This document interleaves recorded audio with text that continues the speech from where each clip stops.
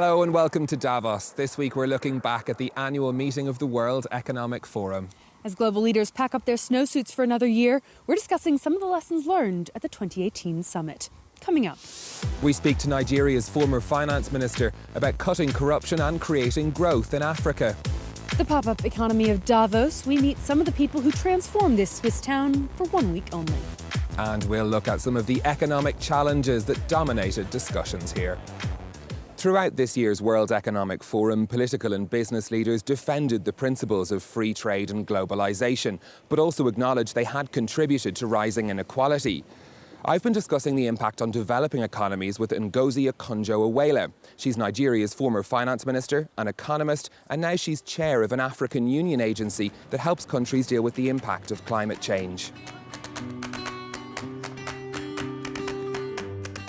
Ngozi Okonjo-Iweala, thank you very much for coming to speak to us. Thank you. The World Economic Forum's risk report has identified climate change as one of the major risks facing the global economy this year. How are you seeing that impacting in the research that you've been doing? The climate impact and weather-based changes are very visible on the continent. Almost every year you see 4, 5, 6 countries that suffer from drought or floods that are severe enough to impact the lives of millions of people. I'm chair of the board of an organization called the African Risk Capacity, which the African Union has put together, and we're very proud of this because it's African countries coming together to say we need an insurance instrument transferring some of the risk onto the market. And this is because policymakers are beginning to realize that this phenomenon is for real. However, that being said, I still do not believe that there's enough discussion of these issues among those who make decisions on the continent. This year at Davos, the atmosphere is very much around a growing global economy. The situation is much more positive than it was in previous years. Is there a risk, do you think, of some of the African growth stories being perhaps left out of the picture, discussion of African-centric issues at an event like this? Well, absolutely. I think that over the years, we've seen the World Economic Forum give more attention in Davos to Africa. When I first started coming 15 years ago, it wasn't always the case. But we could still draw more attention, you know, with what is happening, attention to the developed countries now, for instance, on issues of inequality, inclusion. Much of the conversation has turned to what is happening to the middle classes in developed countries, in the US, in Europe. And people have forgotten that globalization, even though it benefited many developing countries, also left a lot of losers in many of our countries in Africa. For instance, whole industries were almost wiped out. In my country, the textile industry suffered losses. We went from 600,000 jobs to about 20,000. Over 2 decades, South Africa suffered about 75,000 job losses in electronics, electrical, textiles, footwear. Do you believe in this message that globalization can benefit everyone across all regions of the world?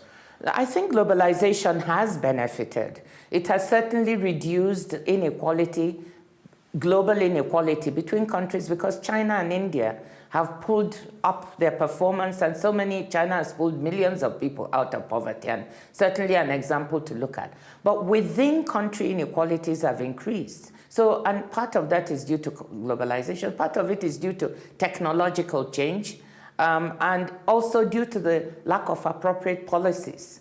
What we need to do is to make sure we have active labor market policies in order to make sure those who lose in industries that are phasing out are retrained for other industries. We need social safety nets, you know, to make sure that those who don't find jobs at least are able to eat and have health care. And we need to invest in human capital because that's the only way we are going to be able to cope with technological change. Okay, Ngozi Okonjo-Iweala, thank you very much for coming to speak to us. Thank you.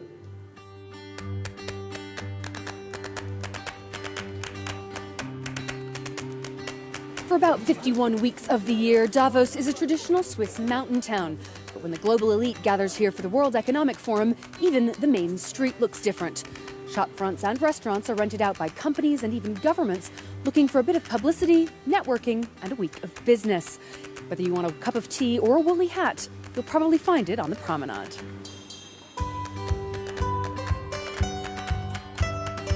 Yeah, we're here to bring the vibe and bring everyone together and give everyone some free soup and coffee at the Zurich House today. The basically, we take the keys from the owner. He leaves and we take over the whole space. We turn the inside into a very private space, and the outside we completely transform it. So the hats, the birdhouse, and the ski experience, we just keep trying to add things that go together. Well, there's not a lot of time at the World Economic Forum to really go skiing, but with this 3D simulator, you'll feel like you did. Further down the street, you can browse the cloud, pick up a free newspaper, or devour a sweet treat. Now, not everyone buys into the transformation. This store, for example, sticks to its traditional wares year-round and will look much the same once the rest of the pop-up economy of Davos is taken down until next January. This year's World Economic Forum takes place at a time of great optimism about the global economy. Global growth forecasts have been upgraded. The financial crisis is well behind us at this stage. But there are still challenges ahead. And to discuss that, I'm joined by Laurence Boone, who's the chief economist at Axa. Thank you for coming to speak to us. Good morning. How do you feel this optimism about the global economy has changed the conversations here in Davos? So it's quite striking because last year I think economic news were good, but politics were totally dominating and nobody really had the feeling that things were going a lot better. This year it's nearly the opposite. Everybody is disregarding the political risk and just getting totally euphoric about the economic situation. Rightly so, because it's a good economic situation. It's never been so good since the pre-financial crisis. I would say that you have to get back to 2006 and 2007 to see that stronger momentum. But at the same time, political and geopolitical risks are much higher than what they were 10 or 11 years ago. And for you, what's the biggest of those risks? For me, there are two types of risk. One is effectively what's happening in North Korea and the Middle East. So that's the geopolitical risk.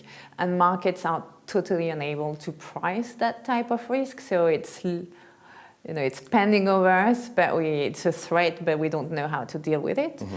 And then on the political side, which is much more immediate, it might be a notch softer in the sense that it creates volatility, but it's not necessarily a catastrophe.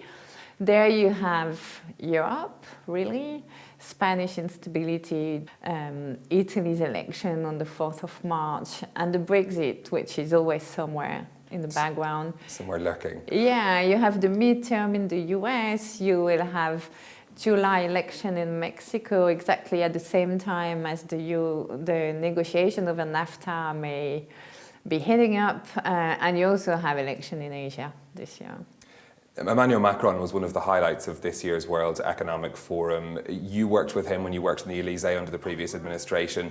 What was your impressions from his speech? Was this very in line with Emmanuel Macron's vision for France from an economic point of view? Yeah, I believe one of the strengths of Emmanuel Macron is his consistency. So when he is doing what he wanted to do when he was the economy minister and he couldn't fully achieve, he campaigned on the same issues and he's now finally implementing them. I would say that until this summer, he has a very clear roadmap. Then the European elections are coming next year, and that will take him most of 2019. And then guess what? He will have to start campaigning for the second mandate. Yeah. And what do you make of the approach he's taking, this attempt to boost investment in France? Is he going about it the right way? So when you look at productivity growth, you have, to me, there are two main things. One is education, to have the best, the most qualified people. And the other one is effectively investment. And with all the change in the digital economy and the fact that Europe has been lagging a little on this, yes, the focus on this is very important. Now, there's one thing which is a little less present than what it was in the campaign, which is all the completion of the monetary union architecture. Because things are going well now, but also because monetary policy will just start being less accommodative this year. It's quite urgent, in my view, to start thinking about a fiscal policy for the Eurozone and the Eurozone budget and not let it drop. And when Do you think a fiscal policy for the Eurozone is possible? It's something that there's very differing opinions on across the member states.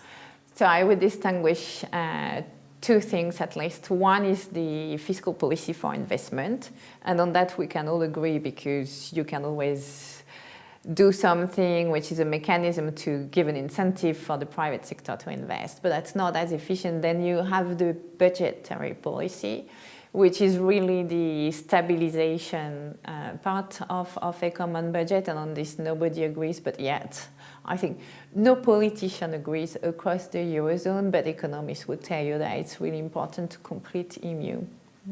There's also the issue of tax avoidance. Emmanuel Macron brought it up in his speech as well. We have the OECD's BEPS, the Base Erosion and Profit Shifting Treaty, coming into force this year.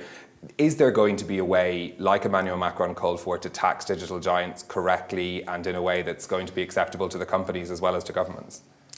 I really believe that BEPS is changing a lot of things, because BEPS it's basically about transparency. So you will be able to see where Google pays taxes, for example, and that will be very concrete for a lot of people. And then governments will be able to take action. And I will tell you something, it's my strong belief that companies themselves will come forward and change the way they manage their tax policy, because they will not want to be named and shamed. So I think in terms of incentive and changing behavior, it's a hugely powerful tool. Thank you very much for speaking to us. That's all from us in Switzerland, but you can see all our coverage of this year's World Economic Forum on our website. If you'd like to get in touch with your views, you can find us on Facebook at France 24 Business, or you can tweet me at NewStephen. For now, though, it's goodbye from Davos.